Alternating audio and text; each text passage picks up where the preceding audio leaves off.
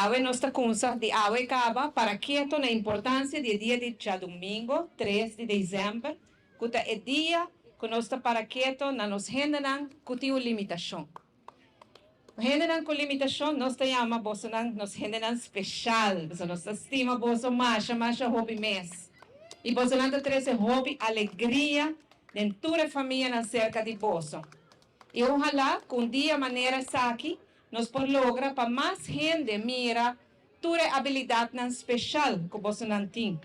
Para sobra solamente se gente da comunidade da carga, lo qual é necessário para dar você respeito e reconhecimento e ora Aruba vai para diante de verdade. Dia 13 de dezembro é Dia Internacional de Pessoas com Limitação. Aqui na Aruba também nós temos gente que vive com limitação. E um dia sim é importante para que na que cultura reto não está. Mais respeito para essa com limitação, mais aceitação de essa com limitação, lo hace Aruba país mais melhor para nós todos por viva. A vez, tem verstandelijk handicap Aruba junto com outra organização sponsor a organizar caminata para todos os gente com limitação, nos gente especial. Antes de terminar aqui na Linear Park, me pode dirigir alguma palavra para agradecer, para felicitar, para nos gente especial. Tem lugar especial no nosso coração e põe sorriso sempre para nos caras.